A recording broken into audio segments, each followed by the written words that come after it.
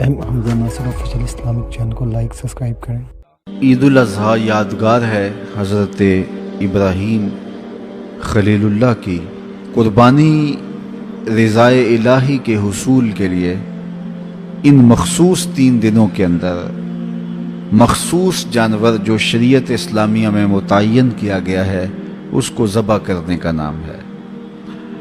یہ بات ذہن میں رکھیں کہ عیب سے جانور پاک ہونا چاہیے۔ فقہا نے ایک سیدھا سا ضابطہ بیان کیا ہے، عیب وہ ہے جس سے منفعت یا جمال زائل ہو جائے۔ جو جانور آپ نے خریدا تو وہ ذبح کے وقت عیب دار ہو گیا، گرا، ٹانگ ٹوٹ گئی تو کوئی ایسا واقعہ پیش آ گیا، ذبح کے وقت جو عیب ہے وہ عیب شمار نہیں کیا جائے گا، تو اس کو یوں ہی ذبح کر دیا جائے گا۔ جو جانور ہے وہ فربا ہو، موٹا ہو، تازہ ہو تو وہ افضل ہے۔ 2 جانور کرنے کی بجائے 1 جانور فربا ہو تو وہ زیادہ افضل ہے۔ شریعت اسلامیہ نے صاحب نصاب پر قربانی واجب کی ہے۔ نصاب وہ ہے جو ہمارے ہاں زکوٰۃ کا نصاب ہے، یعنی 52 تولے چاندی یا 7.5 تولے سونا، یا اس کی قیمت۔ زکوٰۃ کے نصاب میں قمری سال گزرنا شرط ہے، لیکن یہ جو قربانی اور صدقہ فطر ہے اس میں سال گزرنا شرط نہیں ہوتا۔ ان عید کے 3 دنوں کے اندر ایک لمحے کے لیے بھی کوئی مالک نصاب ہو گیا تو اس کے اوپر جو ہے وہ قربانی واجب ہوگی۔ پھر قربانی ہر اس شخص پہ واجب ہے جو مالک نصاب ہے۔ بعض اوقات گھر کے اندر کئی افراد مالک نصاب ہوتے ہیں تو سب پہ واجب ہوگی۔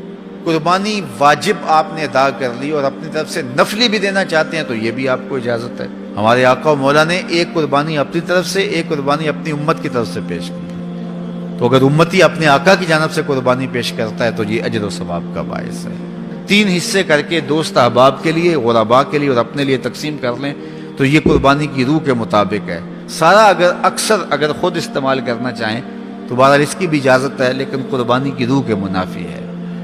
جس کو گوشت لگتا ہے اس کو کھال بھی لگتی ہے۔ جس طرح گوشت آپ خود بھی کھا سکتے ہیں تو کھال خود بھی استعمال کر سکتے ہیں، یعنی آپ کھال کا مسلح بنا کے گھر رکھ سکتے ہیں، کھال کو اپنے گھر کی کسی ضرورت میں جو ہے وہ لا سکتے ہیں، لیکن قربانی کی کھال بیچ لیں اور اس کی قیمت اپنے مصرف میں لائیں یہ نہیں کر سکتے۔ قربانی کی کھال اگر بیچ لی ہے تو اس کے پیسے صدقہ آپ کر سکتے ہیں، کسی دوست کو دے سکتے ہیں، کسی غریب کو دے سکتے ہیں۔ تو قربانی کی کھال جس کو مرضی دیں، لیکن بہتر یہ ہے کہ قربانی کی کھالیں مدارس دینیہ کو دی جائیں، کیونکہ یہ مستحق بہت زیادہ ہیں۔ مدارس دینیہ کے بجٹ کا زیادہ تر انحصار قربانی کی کھالوں پہ ہوتا ہے۔ کسی زمانے میں مدارس دینیہ کے لیے، مساجد کے لیے اور خانقاہوں کے لیے امراء، رؤوسا اور حکام جاگیریں مقرر کرتے تھے اور ان کا نظم و نسق چلتا تھا۔ ہمارے دیہاتوں میں آج بھی مسجدوں کے نام پہ 8-8، 5-5، 6-6 جو ہے وہ ایکڑ نام ہوتے ہیں اور مسجد کی ضروریات اور اس کے محاصل سے پوری ہوتی ہیں، لیکن اب تو مدارس دینیہ کا انحصار رہ ہی قربانی کی کھالوں، زکوٰۃ فنڈ اور لوگوں کے تعاون اور مخیر حضرات کی کوشش سے رہ گیا ہے۔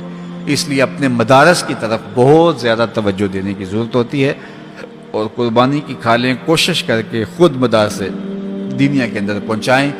اور آپ کے سامنے جامعۃ المصطفیٰ ایک ایسی درسگاہ علمی ہے کہ جس کے فیضان سے ایک زمانہ متمتع ہو رہا ہے اور یہاں سے نکل کر اطراف و اکناف عالم کے اندر جو ہیں وہ لوگ پھیل رہے ہیں اور فائدہ پہنچ رہا ہے۔ اللہ کا شکر ہے یہاں سے جانے والے پیغام کو مسلم بھی قبول کر رہے ہیں اور غیر مسلم بھی قبول کر رہے ہیں، تو یہ اللہ کا فضل ہے، اس پر ہمیں شکر ادا کرنا چاہیے۔ اور کتنے مسلمانوں کی اصلاح ہوئی ہے اور کتنے لوگ فائدے میں گئے ہیں، تو یہ ایک اللہ تعالیٰ کا بڑا فضل ہے اور اللہ تعالیٰ کا بڑا ہی کرم ہے کہ کتنے لوگوں کو یہاں سے فائدہ ہو رہا ہے۔ اور ظاہر ہے ہم ساری زندگی تو نہیں بیٹھ رہیں گے، ایک وقت عمر کا، زندگی کا ہم نے پورا کرنا ہے، اس کے بعد ہم نے چلے جانا ہے، تو ہماری جگہ اوروں نے آنا ہے۔ تو یہ دارالعلوم اگر زیادہ سے زیادہ لوگ پیدا کرے گا تو زیادہ لوگوں کو فائدہ پہنچ سکتا ہے۔